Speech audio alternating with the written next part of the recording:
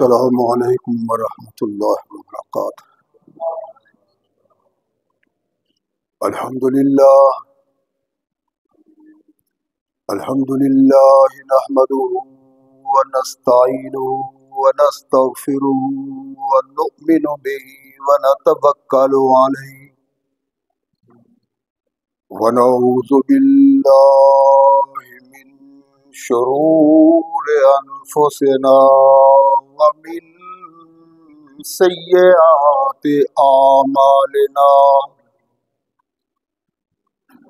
من يهده الله فلا مضل له ومن يضلل فلا هادي له، ونشهد أن لا إله إلا الله وحده لا شريك له، ونشهد أن محمدا عبده ورسوله، أما بعد فأحسن الحديث كتاب الله، وخير الهدي هدي محمد صلى الله عليه وسلم، وشر الأمور محدثاتها وكل محدثة بدعة وكل بدعة ضلالة وكل ضلالة في النار، أما بعد فأعوذ بالله السميع العليم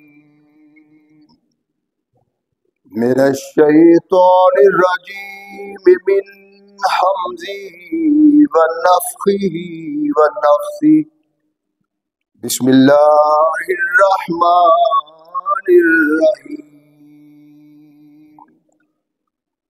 اقرأ باسم ربك الذي خلق، خلق الإنسان من علق، اقرأ وربك الأكرم الذي علم بالقلم، علم الإنسان ما لم يعلم، صدق اللہ العظیم۔ ہر قسم کی حمد و ثنا، تعریفات و تعصیفات اس خالق و مالک کے لیے ہیں جس نے اس ساری کائنات کو تخلیق دیا اور اس کی حسن و آبادی کے لیے حضرت انسان کو تخلیق فرمایا۔ کروڑوں درود و سلام اس ہستی اقدس و مقدس پہ کہ جس کا نام نامی اسم گرامی ہے محمد، لاکھوں رحمتیں ان نفوس قدسیہ پہ جنہوں نے سرور کائنات علیہ الصلاۃ والسلام سے اس ضابطۂ حیات کو وصول کیا اور اس کو ہم تک پہنچانے کے لیے اپنا تن من دھن قربان کر دیا۔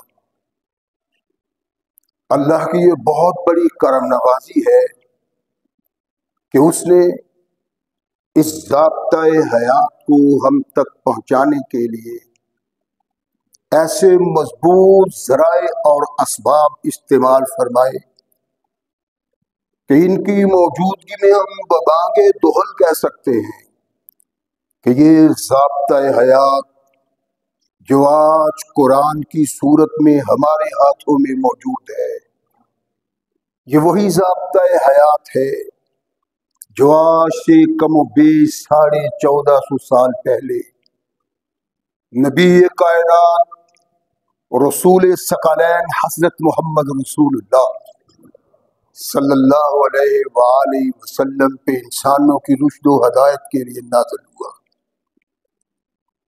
اللہ کی کرم نوازی پہ ہم جس قدر بھی اس کا شکریہ ادا کریں، کما حق کا اس کا شکریہ ادا نہیں ہوتا، اس لیے کہ یہ ضابطۂ حیات وہ دستور المتقی ہے کہ اگر انسان اس سے تعلق پیدا کر لے تو یہ قرآن اس کی دنیاوی زندگی میں ایک عظیم انقلاب پیدا کر دیتا ہے،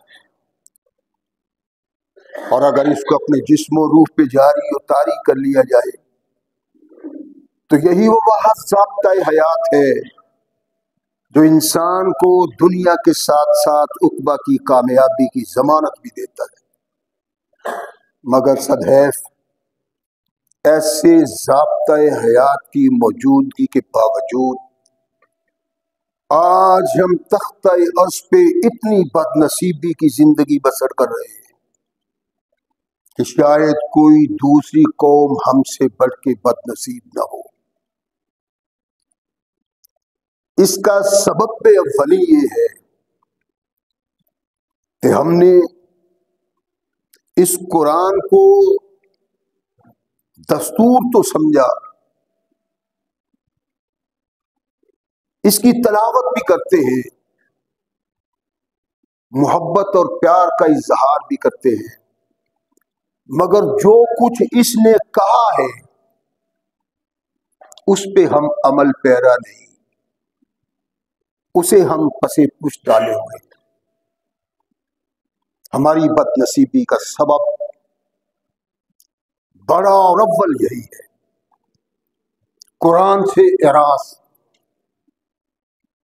قرآن سے پہلو تہی، ثقلین کے تاجدار محمد رسول اللہ صلی اللہ علیہ وسلم سے اعراض، ان کے احکامات سے پہلو تہی، نتیجہ ہماری اس بد نصیبی اور بے فقری کی صورت میں ہمارے سامنے ہے۔ اللہ نے اس قرآن مقدس میں ایک بہت بڑی چیز کی طرف ہماری رہنمائی کی کہ یہ قرآن تمہیں اس لیے دیا گیا ہے کہ اس پہ نظر رکھو،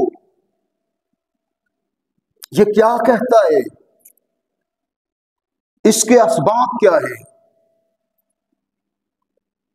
اللہ کے دعوت دینے کے باوجود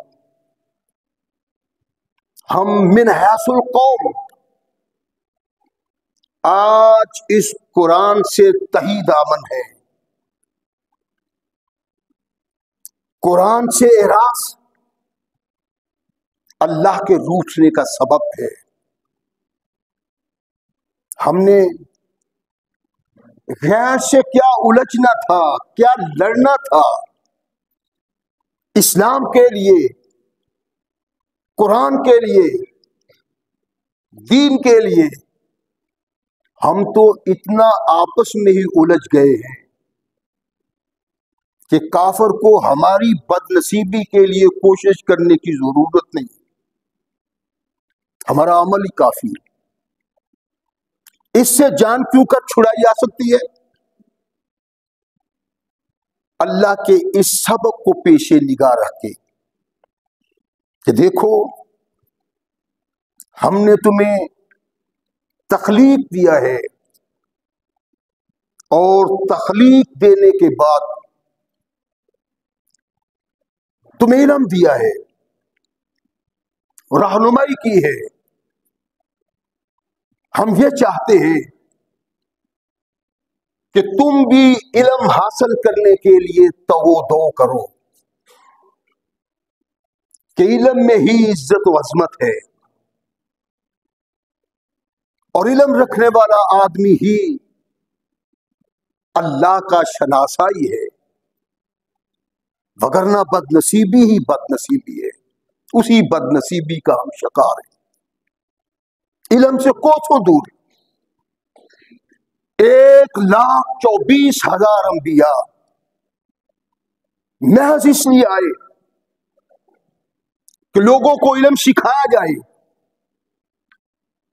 جو علم سیکھ لے گا وہ اللہ کا بھی شناسہ بن جائے گا, اور اگر علم سے کوڑا رہا وہ اپنے اللہ کو بھی پہچان نہیں سکتا. رحمت کائنات محمد رسول اللہ صلی اللہ علیہ وسلم کو تمام انبیاء کے آخر میں بھیجا.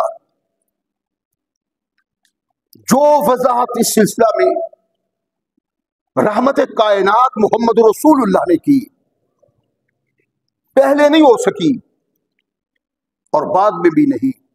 جو اس سے وابستہ ہوا, جس نے اس سے تعلق پیدا کیا, اللہ نے زمین سے اٹھایا اور آسمان کی اونچائیوں تک پہنچا دیا. اس کا سبب وہ علم تھا جو اللہ انسان کو سکھانا چاہتا تھا. رحمت کائنات محمد رسول اللہ صلی اللہ علیہ وسلم کو قرآن دیا, علم کا خزانہ. اس سے علاوہ بھی نبی رحمت محمد رسول اللہ صلی اللہ علیہ وسلم کو علم سے نوازا گیا ہے. مسلم و بخاری کی روایت ہے, رحمت کائنات محمد رسول اللہ صلی اللہ علیہ وسلم ارشاد فرماتے ہیں, سویا ہوں, اچانک دیکھتا ہوں کہ مجھے دودھ کا پیالہ پیش کیا گیا ہے. یا محمد پیے صلی اللہ علیہ وسلم. اللہ کے نبی علیہ الصلوۃ والسلام ارشاد فرماتے ہیں, وہ دودھ کا پیالہ میں نے لیا اور پینا شروع کیا. سیر ہو کے پیا, پیٹ بھر کے پیا, یہاں تک کہ اس کی تازگی میں نے ناخنوں سے اچھلتے ہوئے دیکھی. ارشاد فرمایا, اتنا سیر ہو کے میں نے وہ دودھ پی لیا. ثم آتیت فضلی عمر بن الخطاب, پھر وہ دودھ کا پیالہ جو باقی بچ گیا تھا میں نے وہ عمر کو دے دیا. اللہ کے نبی علیہ الصلوۃ والسلام خواب بیان کرتے ہیں, نبی کائنات کے صحابہ خواب توجہ سے سن رہے ہیں. فما اولت یا رسول اللہ, اللہ کے نبی اس کی تعمیر کیا ہے؟ دودھ پیا آپ نے اور دودھ کی تاثیر آپ نے یوں بیان کی کہ ناخنوں سے چھلکتی ہے, پھر آپ نے وہ پیالہ دودھ کا عمر کو دے دیا. فما اولت یا رسول اللہ, اللہ کے نبی ہمیں اس کی تعبیر بتائیے کہ یہ کیا ہے؟ آپ کو رب نے خواب میں کیا دیا, آپ نے کیا پیا اور پھر وہ عمر کو دیا. ارشاد فرمایا, یہ علم تھا جو اللہ نے مجھے دیا اور میں نے عمر کو دے دیا. ایک بات کرنے والی نہیں, غور کرنے والی بات ہے. بات اللہ کے نبی نے علم کی اور ارشاد فرمایا, مجھے رب نے خوب علم دیا. اس علم کی تر و تازگی, اس کا اثر اتنا میں نے پایا کہ ناخنوں سے چھلکتا ہوا دیکھا اور باقی میں نے عمر کو دے دیا. اس کا مطلب یہ تھا کہ اللہ نے محمد رسول اللہ صلی اللہ علیہ وسلم کو جو علم دیا تھا, اللہ کے نبی نے اسے بطور خاص بچ جانے کے بعد عمر کو عطا کر دیا. اس کا مطلب یہ ہے کہ جو علم اللہ نے محمد رسول اللہ کو دیا, اس علم کا حصہ محمد رسول اللہ نے عمر کو دیا ہے, اور کائنات میں کوئی دوسرا ایسا انسان نہیں. جائیں تاریخ کو کھنگالیں, تفاسیر کو دیکھیں, سیرت کی کتابوں کو دیکھیں, آپ کو کوئی انسان آدم سے لے کر محمد رسول اللہ تک ایسا نظر نہیں آئے گا جس کے متعلق اس کے نبی نے کہا ہو یہ اللہ نے مجھے عطا کیا ہے, اور میرا ہی نہیں اللہ کا بھی ایسا محبوب ہے جو اللہ نے نبی کو علم دیا, وہی اللہ کا علم نبی نے اپنے ساتھی کو دیا. اگر کوئی ساتھی کسی نبی کا کسی کو نظر آئے گا تو وہ محمد رسول اللہ کا ساتھی عمر فاروق ہے. اللہ کے نبی علیہ الصلوۃ والسلام کو اللہ نے جو علم دیا وہ علم نبی رحمت محمد رسول اللہ صلی اللہ علیہ وسلم نے عمر کو دیا. اس کا مطلب یہ ہوا بد نصیبی ہے ہماری، حالات ایسے بن گئے، جرأت کوئی نہیں کرتا حق بیان کرنے کی، سچ بیان کرنے کی، اصل بیان کرنے کی. اصل حق اور سچ یہ ہے کہ اس امت میں ثقلین کے تاجدار محمد رسول اللہ صلی اللہ علیہ وسلم کے بعد جو سب سے بڑا عالم اور فاضل ہے وہ عمر فاروق کی ذات ہے. ان سے بڑھ کے کوئی نہیں. یہی سبب ہے کہ رحمت کائنات علیہ الصلوۃ والسلام ارشاد فرماتے امت کو انا خاتم النبیین لا نبی بعدی.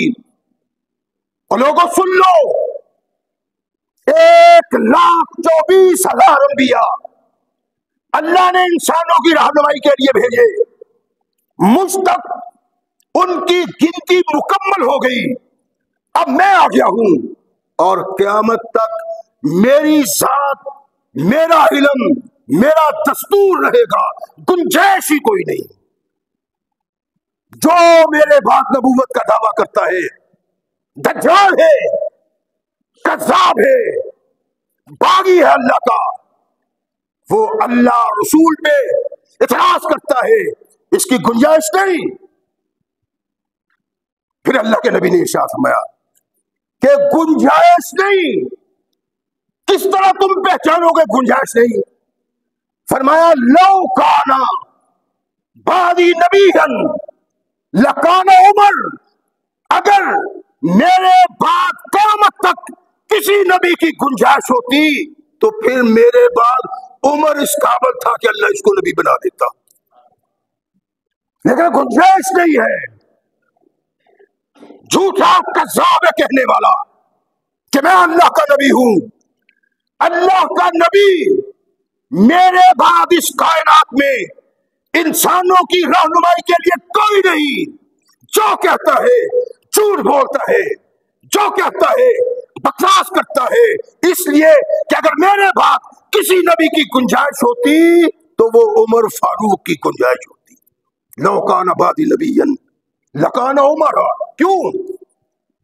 اس لیے کہ اللہ کے نبی نے ساتھ فرمایا جو علم اللہ نے مجھے دیا ہے، حکمت، دانائی، اخلاق کا علم، اعمال کا علم، کائنات میں کوئی نواسا نہیں جو اللہ نے مجھے نہیں دیا. اور جب مجھے دیا ہے، جب میں شیر ہو گیا تو میں نے وہ علم عمر کو دے دیا تھا. اس کا مطلب یہ ہوا کہ اس کائنات میں، نبی کائنات کی امت میں کوئی انسان نبی ہو نہیں سکتا. اس کی پہچان یہ ہے کہ عمر نبی نہیں. اگر نبی کی گنجائش ہوتی تو عمر نبی ہوتا. یعنی عمر میں ہر کردار وہ ہے، ہر فعل وہ ہے جو نبوت کا سبب بن سکتا ہے. سب کچھ دیا اللہ نے، یہاں تک علم کمال دیا، لیکن اس کے باوجود اللہ نے عمر کو نبوت کا اعلان کرنے کی جرأت نہیں دی اور نہ اس کا کہا. اس لیے کہ محمد رسول اللہ کے بعد نبوت کی گنجائش کوئی نہیں تھی. عمر کے پاس نبوت کا علم بھی تھا، نبوت کا کردار بھی تھا، نبوت کی سوچ بھی تھی، نبوت کے افعال بھی تھے، لیکن نبی نہیں تھا. فرمایا جو نبوت کا دعویٰ کرتا ہے وہ اللہ کا باغی ہے، دین کا باغی ہے. تصور ہی کوئی نہیں. میرے بعد اگر ایسا علم کسی کے پاس تھا جس کے پاس وہ علم ہو تو وہ نبی کہلوا سکتا ہے. وہ عمر کی ذات ہے، کیونکہ عمر میرے بعد نبی نہیں ہے، اس لیے کائنات میں کوئی دوسرا نبی نہیں آ سکتا. یہ صرف محمد رسول اللہ نے نہیں فرمایا کہ عمر کا علم اس کمال کا ہے، اتنا اعلیٰ بالا ہے جس میں نبوت کی جھلک ہے. یہی نہیں بلکہ ارشاد فرمایا کہ اگر نبی ہوتا تو پھر یہ نبی ہوتا.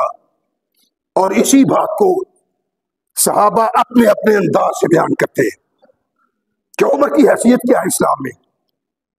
اور صحابہ کے بیان کرنے سے، ان کے انداز بیان سے یہ بات نظر آتی ہے کہ تمام صحابہ کے نزدیک اللہ کے نبی محمد رسول اللہ صلی اللہ علیہ وسلم کے بعد علم حقیقی اگر کسی میں پایا جاتا تھا تو وہ عمر فاروق کی ذات تھی. علی المرتضیٰ رضی اللہ تعالیٰ عنہ مجلس میں بیٹھے ہوئے، محفل میں بیٹھے ہوئے. فاروق کا دور نہیں ہے، صدیق کا دور نہیں ہے، عثمان کا دور نہیں ہے، اپنے دور ہے. فرماتے کیا ہیں؟ کنا اصحاب محمد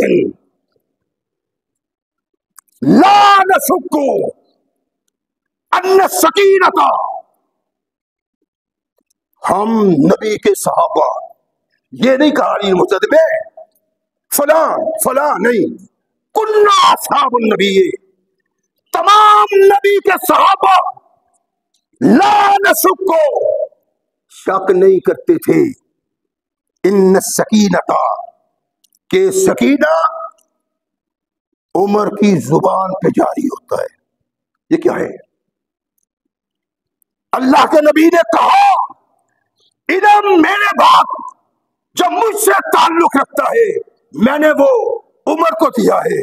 اور علی المرتضیٰ کہتے ہیں کہ ہم تمام صحابہ یہ کہا کرتے تھے، یہ سمجھتے تھے، ہمارا یقین تھا کہ سکینہ عمر کی زبان پہ بولتا ہے. یہ کیا ہے؟ یعنی اللہ کی طرف سے القا، اللہ نے کہا جس کو میں نے قرآن دیا ہے وما ينطق عن الهوى ان هو الا وحی یوحی، میں نے جس کو قرآن دیا ہے وہ کوئی بات نہیں کرتا تب تک جب تک میں اس کو نہیں کہہ دیتا. اور یہاں علی المرتضیٰ رضی اللہ تعالیٰ عنہ کہتے ہیں کہ ہم تمام محمد رسول اللہ کے صحابہ، تمام صحابہ، ہمیں اس بات کا شک نہیں تھا کہ عمر جب بھی بات کرتا ہے تو اس کی زبان پہ سکینہ ہوتا ہے. یہ سکینہ کیا ہے؟ سکون کی بات، اطمینان کی بات اور حق کا الطاف جو اللہ عمر فاروق کی زبان پہ جاری کیا کرتا تھا. تمام صحابہ کا متفق عقیدہ اور بیان کرنے والے علی المرتضیٰ کے تمام صحابہ کہتے تھے عمر کی ذات وہ ذات ہے جو بات اپنی زبان سے کرتا ہے، وہ اپنی بات نہیں کرتا، اللہ اس کی زبان پہ القا کرتا ہے. یہ کہو عمر، یہ کہنے کی بات ہے. یوں کہو عمر، وہ الفاظ قرآن کے ہیں، وما ينطق عن الهوى ان هو الا وحی یوحی. یہاں علی المرتضیٰ کی زبان ہے کہ ہم صحابہ کا یہ ایمان تھا کہ عمر کی زبان پہ سکینہ بولتا ہے، یعنی وہ بات عمر کی زبان سے نکلتی ہے جو عمر کو القا ہوتی ہے. اور وہ القا کون کرتا ہے؟ اللہ کی ذات. تمام صحابہ اور فوالا ہے، لیکن اللہ نے اپنے اپنے مقام پہ ہر ایک کو درجہ مقام دیا ہے. جو اللہ کے نبی نے دیا، جو رب نے بیان کیا، وہ اس کا حصہ ہے. اس سے چھین کے کسی کی دامن میں بھی ڈالنا عقیدت کی بنا پہ، پیار کی بنا پہ، شوق کی بنا پہ، نہ، اس کی کوئی حیثیت نہیں ہے. تمام کائنات میں چل پھر کے دیکھیں، دور بھی نہیں، خود بھی سے دیکھیں، کوئی ایسا صحابی محمد رسول اللہ کا نہیں ہے دوسرا جس کے متعلق اللہ کے نبی نے کہا ہو اللہ نے مجھے اتنا علم دیا، اتنا علم دیا کہ وہ علم میرے ناخنوں سے چھلکتا تھا، باقی جو تھا وہ میں نے عمر کو دے دیا. یہ عمر کا حصہ ہے اور کسی کا نہیں. اور صرف اللہ کے نبی نے یوں نہیں کہا بلکہ نبوت کے دعویٰ کے سلسلہ میں ارشاد فرمایا پہچان یہ ہے میرے بعد کوئی نبی نہیں کہ عمر نے نبوت کا دعویٰ نہیں کیا، اگر ہوتا تو عمر ہوتا۔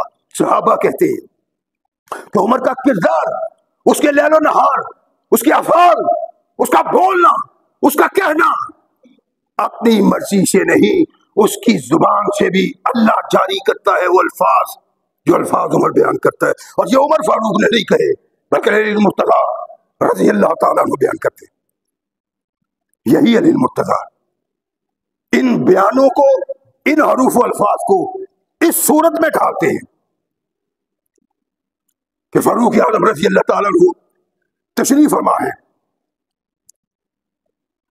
نجران یمن کے عیسائی فاروق اعظم کے پاس آتے ہیں، عرض کرتے ہیں سرکار ہم میں اختلاف بڑھ گیا ہے، دوری پیدا ہو گئی ہے، ایک دوسرے کے خلاف غصہ اور غضب پیدا ہوا ہے، یوں کرے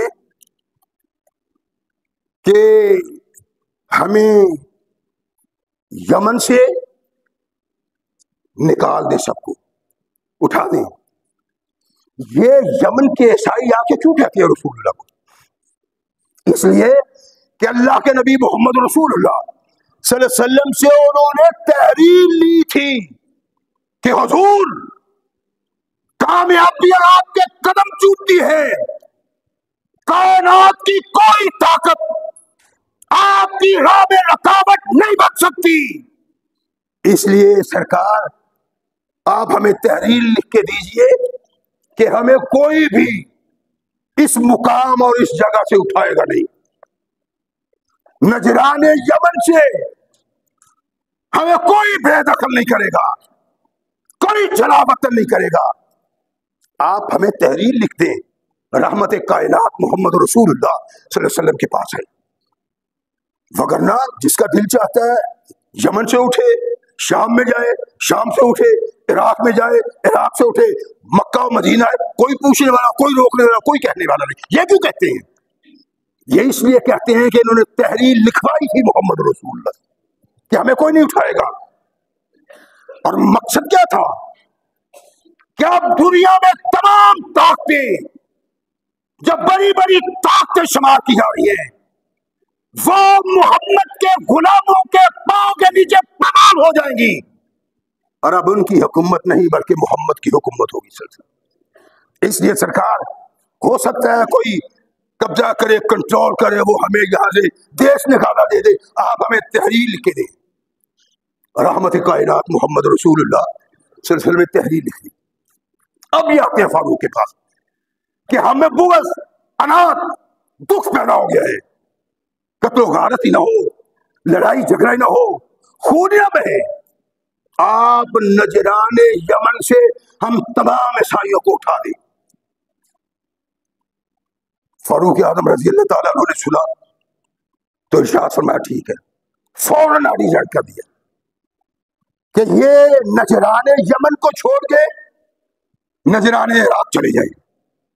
عیسائی وہاں سے اٹھے، وہاں پہنچے، کچھ وقت گزر گیا، کچھ ٹائم گزر گیا، پریشان ہوئے اپنے کیے بھی، وہ ہم نے تو نبی اقدس محمد رسول اللہ سے لکھا تھا کہ آواز ذات کی زمین ہے، کوئی اٹھائے نہ، اور ایسی بد نصیبی کہ ہم نے کیوں وہ کام کر لیا جو ہم نے لکھایا تھا محمد صلی اللہ علیہ وسلم کہ ہمیں کوئی نہ اٹھائے۔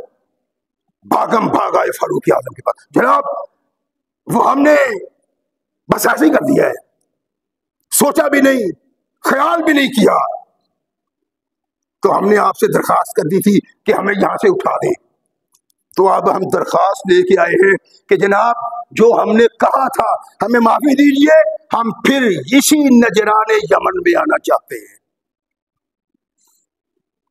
فاروق اعظم نے کہا کہ یہ نہیں ہو سکتا، میری بات پہ ذرا غور کریں، دھیان سے سنیں میں کیا کہہ رہا ہوں اور اس کا نتیجہ کیا نکلنا چاہیے۔ عمر واپس آنا چاہتے ہیں، فرمایا عمر نے فیصلہ کر دیا ہے، اب واپس نہیں ہو سکتا۔ عمر کی خلافت گئی، ذوالنورین کی خلافت گئی، علی المرتضیٰ کی خلافت آ گئی۔ وہ لوگ آئے کہ علی آپ کو یاد ہے کہ آپ نے ایک تحریر لکھی تھی محمد رسول اللہ کی وجہ سے، ان کے سامنے ان کے بیٹھے ہوئے، کہ ہمیں نجران سے بے دخل نہ کیا جائے، نجران یمن سے۔ ہاں آپ نے سفارش بھی کی تھی، یعنی صرف عیسائیوں نے آ کے درخواست نہیں کی تھی، علی المرتضیٰ نے سفارش بھی کی تھی کہ آقا جو یہ کہتے ہیں مان لے، رہنے دے اسے بات۔ رحمت کائنات محمد رسول اللہ نے لکھ دیا۔ اب عمر کے پاس آئے، اس نے کہا نہیں، عثمان کے پاس آنے کی ضرورت نہیں تھی، اس لیے کہ ایسا ممکن ہی نہیں تھا کہ عثمان اس کی اجازت دے، جو فاروق نے کہا ہے اس کے خلاف۔ علی المرتضیٰ کے پاس آئے، کیوں؟ اس لیے کہ علی المرتضیٰ تو خود لکھا اپنے ہاتھوں سے کہ ان کو نہ اٹھایا جائے۔ کہنے لگے اب آپ کے پاس آئے ہیں، وہ جو تحریر لکھی تھی نا آپ نے لکھی تھی اور آپ نے سفارش بھی کی تھی ہماری، اب پھر وہ تحریر واپس لے لے جو عمر کے حکم کی صورت میں لکھی گئی تھی۔ علی المرتضیٰ کہتے ہیں ویحکم ان عمر کان رشید الامر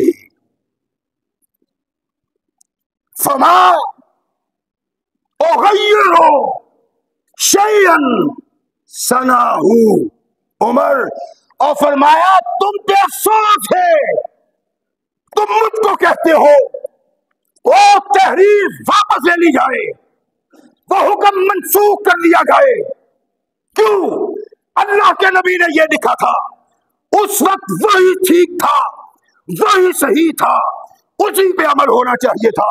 اب فاروق نے لکھ دیا ہے، فاروق کا فیصلہ وہ فیصلہ ہے جو ہدایت کا فیصلہ ہے، جو حقیقت کا فیصلہ ہے، جو اصول کا فیصلہ ہے، جو فیصلہ عمر کر گیا ہے، علی کی طاقت نہیں ہے کہ ان کو منسوخ کر دیا جائے۔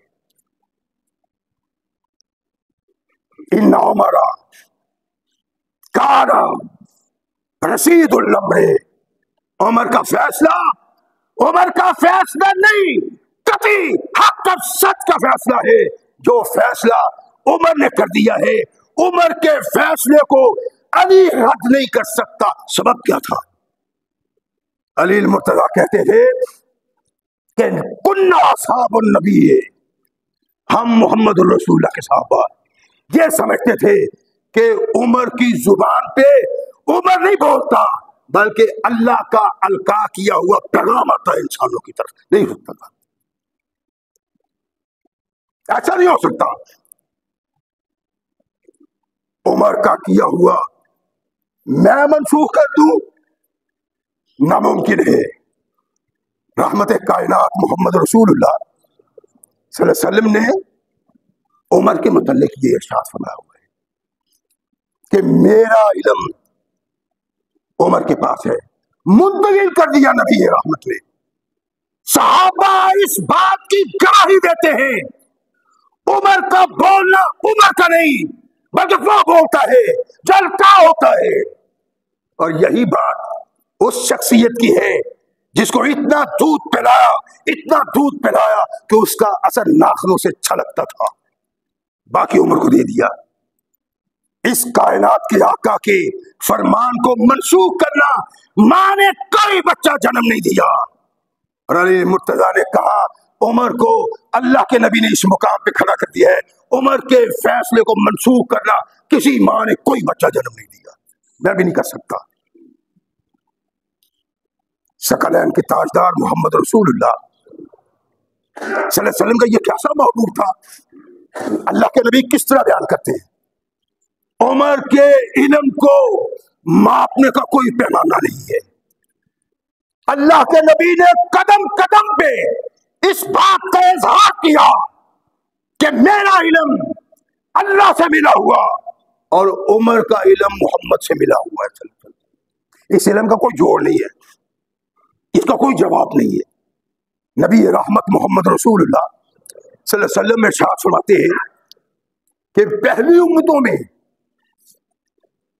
محدث ہوا کرتے تھے. اللہ کے نبی، یہ محدث کیا ہے؟ محدث وہ ہے جو نبی نہیں، رسول نہیں، لیکن اس کی رہنمائی اللہ کرتا ہے. محدث کی رہنمائی اللہ کرتا ہے. میں ان محدثوں کی بات نہیں کرتا جو اینٹ اٹھاؤ تو نیچے سے محدث نکل آتا ہے. نہیں، اس محدث کی بات کرتا ہوں جس محدث کو محبت محمد رسول اللہ نے کہا ہے، اور جس کا مرتبہ مقام یہ ہے کہ اللہ کے فرشتے اس سے کلام ہوتے ہیں، اس کی رہنمائی ہوتی ہے. نبی نہیں، رہنمائی اللہ کرتا ہے. فرمایا مجھ سے پہلے امتوں میں محدث ہوا کرتے تھے جو نبی نہیں تھے، رسول نہیں تھے، لیکن اللہ ان کی رہنمائی کرتے تھے، اللہ ان کو القا کرتے تھے، اللہ ان کو سمجھاتے اور بتلاتے تھے محدثوں کو. فَإِن يَكُن فِي أُمَّتِي أَحَدٌ فَهُوَ عمر. فرمایا اگر محمد کی امت میں کوئی ایسا ہے تو وہ عمر کی شخصیت ہے. اللہ کے نبی نے کہا علم وہ جو مجھ کو ملا میں نے عمر کو دیا. صحابہ نے کہا عمر کا فیصلہ اس علم کا فیصلہ ہے جو محمد الرسول اللہ نے دیا. اور علی المرتضیٰ نے کہا جو فیصلہ عمر کر دیتا ہے کائنات میں کوئی بچہ ماں نے جنم نہیں دیا کہ اس کو منسوخ کر سکے. اس لیے کہ عمر کا حکم، عمر کا فیصلہ ٹھیک اور صحیح فیصلہ ہے، اس لیے کہ عمر فیصلہ اپنی مرضی سے نہیں اللہ کی رہنمائی سے کرتا. تو میں اگر کوئی محدث ہے میری امت میں تو وہ عمر ہے. کون کہتا ہے؟ ثقلین کا تاجدار، انبیاء کا ختم کرنے والا، انبیاء کا امام، کہتا ہے کہ اگر محدث کوئی میری امت میں ہے تو عمر کی شخصیت ہے. یعنی یہ کوئی دوسرے صحابہ کی تنقید نہیں ہے. ہر صحابی اپنے اپنے میدان میں یکتا ہے، اس کا کوئی جواب نہیں. لیکن جو اللہ نے تاج جس کے سر پہ رکھا ہے، اتارنے والے کا منہ سیاہ ہو سکتا ہے، ذلیل و خوار ہو سکتا ہے، لیکن اس تاج سے اس کو محروم نہیں کر سکتا. یہ تاج اللہ کے نبی نے فاروق کے سر پہ رکھا ہے کہ میرے بعد علم کلام عمر کے پاس، عمر کے علاوہ کسی کے پاس نہیں. محدث ہے، رحمت کائنات تشریف فرمائے. عمر فاروق ایک شخص کو پکڑ کے لاتے، صفوان کو پیچھے سے پکڑا ہوا ہے. اللہ کے نبی علیہ الصلوۃ والسلام، حضور یہ خطرناک آدمی ہے، مجھے نظر آتا ہے، مجھے نظر آتا ہے یہ خطرناک آدمی ہے. یہ عمر کو نظر آ گیا، اور اس سے پہلے اللہ نے محمد رسول اللہ کو بھی بتلا دیا تھا. عمر کو نہیں بتلایا، محمد رسول اللہ کو بتلایا. اور حدیث کہتی ہے عمر نے اس کو گریبان سے تھاما، چلو لے آئے رسول اللہ صلی اللہ علیہ وسلم کے پیسے. صفوان کیسے آنا ہوا؟ اللہ کے نبی جو آپ نے غلام کر لیے ہیں، قیدی کر لیے ہیں، اپنے قیدیوں کے سلسلے میں آئے. اچھا تو یہ تلوار، کہنے لگا سرکار اس تلوار نے بدر میں آپ کا کیا بگاڑا ہے، یہ آپ کچھ بگاڑے گی؟ اچھا تو فلاں وادی میں فلاں فلاں انسان کے ساتھ بیٹھ کے جو تو نے مشورہ کیا تھا وہ مشورہ کیا ہے؟ حدیث میں ہے کہ اس کا رنگ فک ہو گیا، اڑ گیا رنگ. مشورہ کر کے آیا تھا، انہوں نے کہا تھا اگر محمد کو قتل کر لو تمہاری آل اولاد کی خدمت ہم کریں گے اور اپنے بچوں سے زیادہ ان کی خدمت کریں گے، اعلیٰ عرفہ مقام دیں گے. محمد کو قتل کرنے کے لیے آئے. کہنے لگا محمد صلی اللہ علیہ وسلم یہ آپ کو کس نے بتلا دیا ہے؟ ہمارے علاوہ تو وہاں کوئی نہیں تھا اور یہاں بھی کوئی نہیں آیا، آپ کو کس نے بتلا دیا؟ فرمایا اس نے جس کے ساتھ محمد کا ایسا تعلق ہے کہ کائنات میں کسی دوسرے کا ایسا تعلق نہیں. ایک یہ بھی تھا، عراق میں جنگ کے لیے بھیجا ہوا ہے، ساریہ کو قتال کے لیے، لڑائی کے لیے ہے، لڑائی ہو رہی ہے. فاروق اعظم ممبر رسول پہ کھڑے خطبہ دے رہے ہیں، خطبہ دے دو، یا ساریت الجبل، یا ساریت الجبل۔ صحابہ پریشان ہو گئے کہ یہ کیا کہہ رہے ہیں، یا اور تقریر کر رہے ہیں، خطبہ دے رہے ہیں، جمعہ پڑھا رہے ہیں، ساریت الجبل، ساریہ تو ایران میں لڑ رہا ہے، عراق میں لڑ رہا ہے، یہ کیا کر رہے ہیں؟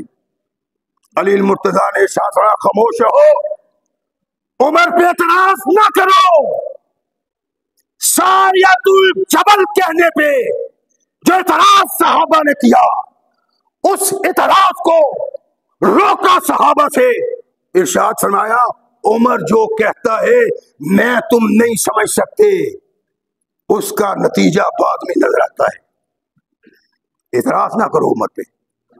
پھر وقت گزر گیا، بلکہ علی المرتضیٰ کہتے ہیں، ایک روایت میں علی المرتضیٰ کا ذکر آتا ہے، ایک روایت میں عبد الرحمن بن عوف کا، کہنے لگے جناب یہ آپ نے کیا کہنا شروع کر دیا تھا، تقریر کرتے ہوئے، واز کرتے ہوئے، یا ساریت الجبل، یا ساریت الجبل۔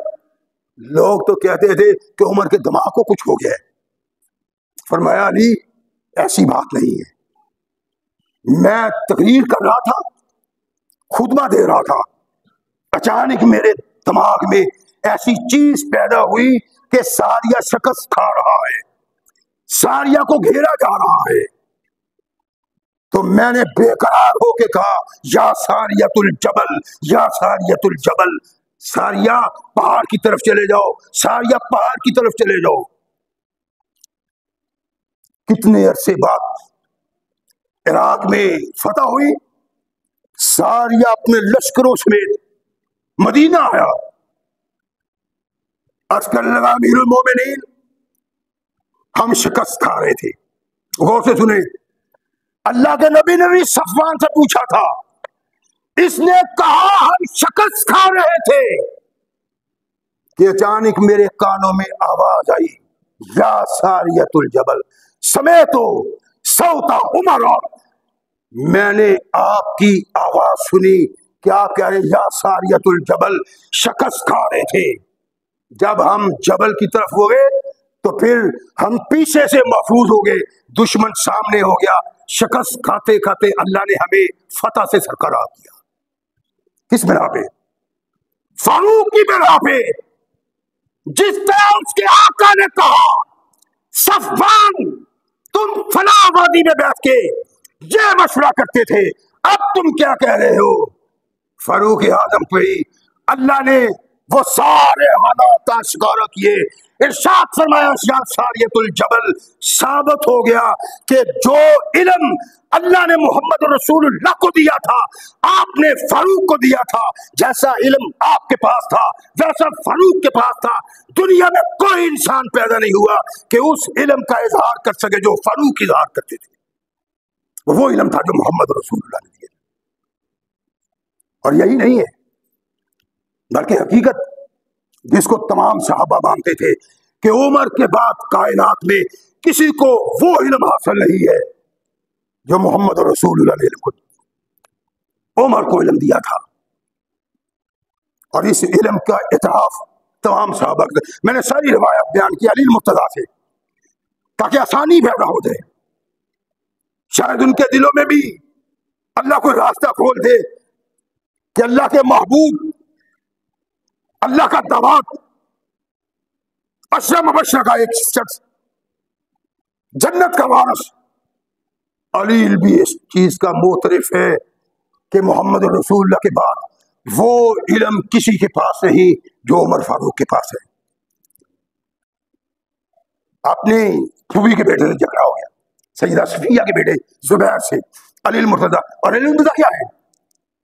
چیف جسٹس فاروق اعظم کی خلافت میں، ان کی حکومت میں چیف جسٹس ہیں۔ اگر چیف جسٹس کوئی بے ایمانی کرتا ہے نا، اس کو پتا ہوتا ہے کہ وہ بے ایمان ہے۔ ہمارے یہاں جو کچھ حال ہوتا ہے کچھ نہیں چھوڑتے لوگ ان لوگوں کا۔ وہ چیف جسٹس کون تھا؟ علی، جس کو محمد رسول اللہ صلی اللہ علیہ وسلم نے اپنی بیٹی دی تھی، اور جس کو کہا تھا علی میں تجھ سے ہوں اور تو مجھ سے ہے، اس کا اپنی پھوپھی کے بیٹے سے اختلاف ہو جاتا ہے، جھگڑا بڑھتا ہے۔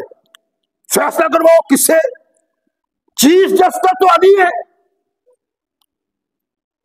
کہا نہیں، ایک اور شخص بھی ہے جس سے صحیح فیصلہ کیا جا سکتا ہے اور کروایا جا سکتا ہے. کون؟ عمر. چلو عمر کے پاس. عمر کے پاس آئے. جھگڑا کیا ہے؟ علی المرتضیٰ کہتے ہیں کہ یہ جو غلام ہے یہ میری پھوپھی کا غلام ہے اور اس کا وارث میں ہوں. علی المرتضیٰ نے دلیل دی. کیا آپ سمجھتے ہیں کہ علی المرتضیٰ جس چیز کو غلط سمجھتے ہوں پھر بھی وہ بیان کرے نہیں میں صحیح ہوں؟ ایسا نہیں ہو سکتا. علی وہ مقدس شخصیت تھی جو سب کچھ چھوڑ سکتا تھا، لیکن نہ سچ چھوڑ سکتا تھا نہ جھوٹ بول سکتا تھا. ان کو علم تھا کہ یہ میرا حق ہے،